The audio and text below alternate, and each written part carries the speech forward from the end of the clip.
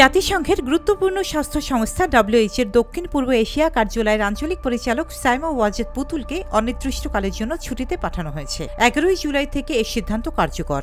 আর এর পিছনে রয়েছে দুর্নীতি, জালিয়াতি ও ক্ষমতার অপব্যবহারের অভিযোগে দায়ের হওয়া দুটি ফৌজদারি মামলা।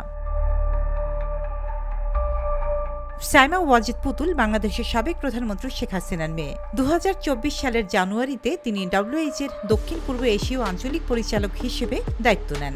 তবে শুরু থেকেই তার নিয়োগকে ঘিরে বিতর্ক ছিল। অভিযোগ ছিল মায়ের রাজনৈতিক প্রভাব খাটিয়ে তিনি এই পদে বসেছেন। সম্প্রতি WHO এর মহাপরিচালক ডক্টর টেড্রস আধানম গেব্রেয়েসাস এক অভ্যন্তরীণ ইমেইলে সংস্থার কর্মীদের জানান, সাইমার অনুপস্থিতিতে ভারপ্রাপ্ত হিসেবে দায়িত্ব পালন করবেন সহকারী মহাপরিচালক ডাক্তার ক্যাথারিনা বোহেমে। তিনি 15 জুলাই নয়াদিল্লিতে সিআরও দপ্তরে যোগ দেবেন। বাংলাদেশের দুর্নীতি দমন কমিশন দুদক গত মার্চে সাইমা ওয়াজেদের বিরুদ্ধে দুটি মামলা করে। অভিযোগ অনুযায়ী তিনি তার শিক্ষাগত যোগ্যতা ও পেশাগত অভিজ্ঞতা নিয়ে ভুয়া তথ্য দিয়েছেন। বিশেষ করে বাংলাদেশ মেডিকেল বিশ্ববিদ্যালয়ের এক অনারারি পদে থাকার দাবি করেছিলেন, যা বিশ্ববিদ্যালয়ের কর্তৃপক্ষ অস্বীকার করেছেন। এছাড়া তিনি সূচনা ফাউন্ডেশনের সাবেক প্রধান হিসেবে প্রায় 2.8 মিলিয়ন মার্কিন ডলার অর্থাৎ প্রায় 30 কোটি টাকা অনিয়মিতভাবে বিভিন্ন ব্যাংক থেকে সংগ্রহ করেছেন।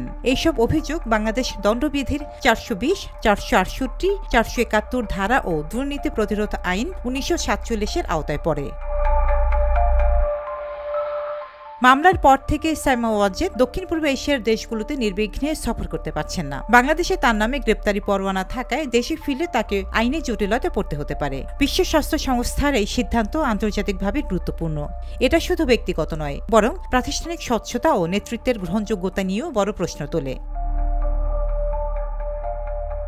যেখানে আন্তর্জাতিক দায়িত্বে আস্থা, যোগ্যতা ও নিরপেক্ষতা গুরুত্বপূর্ণ, সেখানে রাজনৈতিক প্রভাব বা স্বজনপ্রীতির অভিযোগ শুধু বিতর্কেই নয়, বিশ্ব সংস্থার ভাবমূর্তিকেও ক্ষতিগ্রস্ত করে। সাইমা ওয়াজেদের বিরুদ্ধে মামলাগুলোর তদন্ত কিভাবে এগোয় এবং WHO ভবিষ্যতে কি পদক্ষেপ নেয়, তা এখন আন্তর্জাতিক মহলে নজর রাখার মতো বিষয় হয়ে উঠেছে।